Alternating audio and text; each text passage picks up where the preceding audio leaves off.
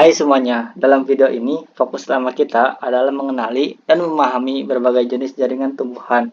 Terkadang jaringan-jaringan ini bisa terlihat serupa, dan dalam video ini kami akan memberikan panduan untuk mengidentifikasinya dengan tepat. Perkenalkan, saya Arif Trianto dengan NIM D1A023074. Saya Muhammad Rizky Kurniawan dengan NIM D1A023269. Saya Yurus Robka dengan NIM D1A023284. Selain itu, kami akan membahas peran penting masing-masing jaringan dalam fungsi tanaman serta menunjukkan contoh tampilan mereka di bawah mikroskop sehingga Anda dapat memahaminya secara visual melalui diagram atau mikrograf. Ada dua jenis jaringan tumbuhan yang menjadi fokus utama.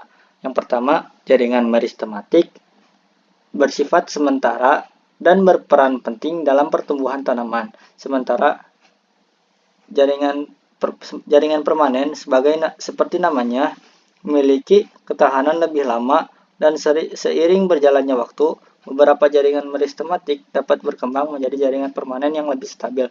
Jaringan permanen mencakup berbagai jenis seperti parenkim, kolenkima, sklerenkima, serta jaringan pembuluh darah seperti xilem dan phloem. Semua ini akan dijelaskan secara lebih mendalam dalam video ini, sehingga kita dapat memahami kompleksitas dunia jaringan.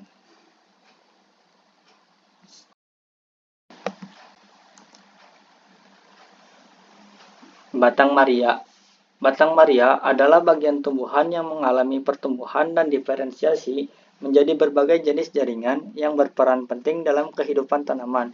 Terdapat dua lokasi utama di mana batang Maria dapat ditemukan: ujung pucuk atau batang apikal mari dan sisi lateral atau batang mari lateral.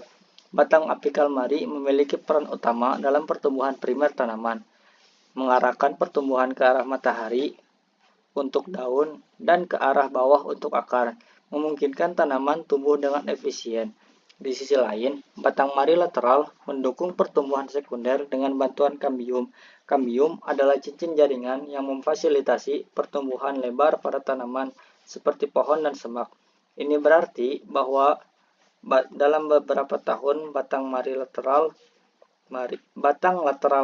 mari dapat menjadi lebih tebal secara signifikan. Selain pertumbuhan lebar, kambium juga bertanggung jawab untuk menambahkan lapisan kulit tambahan ketika batang tumbuh lebih besar.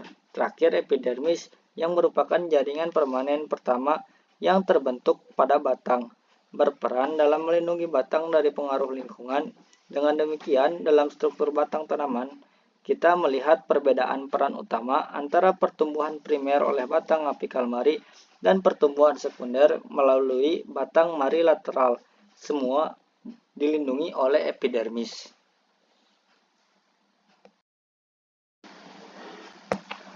Dalam gambar yang dibahas, epidermis diidentifikasi sebagai lapisan yang berfungsi dalam perlindungan. Terdapat dua elemen penting yang menjadi fokus, yaitu kutikula dan epidermis bagian atas. Kutikula adalah lapisan transparan yang terletak di atas tanaman, terbuat dari lilin dan berperan dalam mencegah kehilangan air.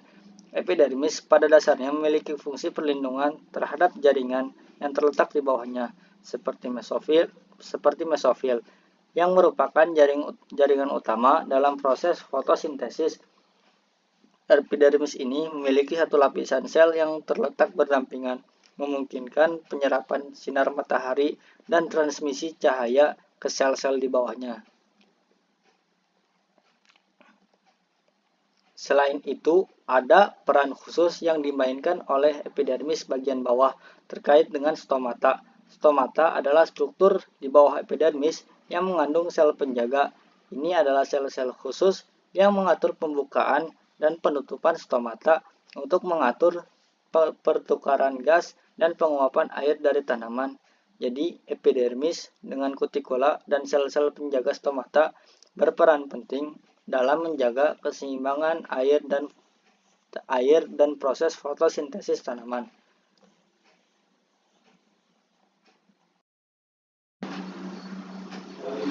Bagian ini membahas tentang jaringan epidermis, khusus pada tumbuhan yang disebut sebagai sel rambut akar. Sel-sel ini terdapat di permukaan akar tumbuhan. meskipun mereka bersifat mikroskopis dan tidak dapat dilihat dengan mata telanjang. Secara fisik, sel rambut akar memiliki struktur yang memanjang dan panjang. Yang membuatnya unik adalah kemampuannya untuk memanjangkan vakula ke bawah. Yang membuat vakula tersebut menjadi sangat besar. Fungsi utama sel rambut akar adalah untuk memperluas luas permukaan akar tumbuhan agar menyerap nutrisi dengan lebih efisien dari tanah. Selain itu, vakula besar yang mereka miliki juga berperan dalam penyimpanan air dan mineral yang kemudian dapat digunakan oleh tumbuhan. Selanjutnya, teks ini kita akan membahas 3 jenis jaringan permanen dalam tumbuhan, yaitu parenkim, kolenkim, dan sklerenkim. Parenkim merupakan jaringan yang paling melimpah dalam tumbuhan. Untuk mengidentifikasinya, kita mencari 2 karakteristik utama, yaitu dinding sel tipis dan adanya ruangan udara antar sel. Parenkim juga berfungsi sebagai tisu pengemas yang memberikan kenyal, kelembut, dan fleksibilitas pada tumbuhan. Ruangan udara transseluler dalam parenkim memungkinkan pertukaran gas dan meiosis. Kemudian teks menggambarkan kolenkim yang mirip dengan parenkim, yaitu membedakannya. Kita perhatikan bahwa kolenkim memiliki sudut-sudut yang menebal secara merata di sekitarnya. Namun sudut-sudut ini tidak merata, yang berarti pada variasi ketebalan di sekitar sitoplasma dalam sel. Kolenkim juga berfungsi memberikan dukungan dan kekuatan pada tumbuhan, terutama pada bagian yang belum transisi menjadi batang berkayu. Terakhir, teks ini kita akan membahas sklerenkim yang memiliki dinding sel yang menebal secara merata di sekelilingnya. Sklerenkim berfungsi memberikan kekuatan pada tumbuhan, menjaga mereka tetap tegak dan stabil.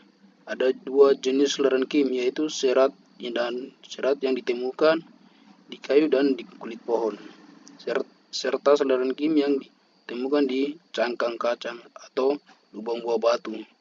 Sklerenkim cangkang kacang memiliki karakteristik yang agak berbeda, dengan dinding sel yang tampak seperti terjepit di bagian tengah dan memiliki lengan-lengan kecil yang menonjol keluar.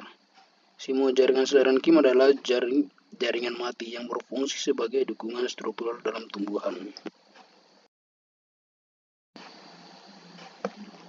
Terdapat 2 jenis jaringan pengangkut utama dalam tumbuhan, yaitu xilem dan floem. Xilem yang pertama dibahas memiliki peran penting dalam mengangkut air dan mineral dari akar ke seluruh bagian tumbuhan. Struktur xilem terdiri dari sel-sel memanjang dan tipis dengan lumen besar, yang berarti mereka kosong dan tidak berisi sitoplasma atau organel lainnya. Dinding sel xilem yang menebal dengan lignin membantu menjaga kekuatan dan stabilitasnya. Lubang-lubang lateral di dinding sel xilem memungkinkan pergerakan air secara horizontal, memastikan aliran yang lancar. Dan terdapat 2 bentuk xilem, yaitu pembuluh trakea yang berbentuk bulat dan memanjang, serta trakeit yang berbentuk gelondong, dan keduanya disusun dengan cara yang memungkinkan tumpang tindih. Sementara itu, floem adalah jaringan pengangkut lainnya yang mengangkut gula dan nutrisi yang diproduksi oleh daun. Floem memiliki struktur serupa dalam hal-hal tumpukan sel-sel yang disusun dari ujung ke ujung, memungkinkan tumpang tindih antar selnya. Yang membuat floem unik adalah keberadaan pelat ayakan, struktur yang berfungsi menyaring partikel besar seperti gula pasir untuk memastikan aliran gula yang lancar. Sel pendamping yang terletak di sekitar sel-sel floem memberikan nutrisi dan energi yang diperlukan tanpa menghambat aliran gula. Selain itu, floem memungkinkan pergerakan 2 arah gula dari daun ke akar untuk digunakan atau disimpan. Dalam keseluruhannya, xilem dan floem merupakan jaringan pengangkut yang kritis bagi tumbuhan, membantu dalam pengangkutan air, mineral, dan nutrisi yang diperlukan untuk pertumbuhan dan kelangsungan hidup mereka. Perbedaan struktural dan peran keduanya memastikan fungsi yang efisien dalam mengatur aliran zat-zat penting dalam tumbuhan.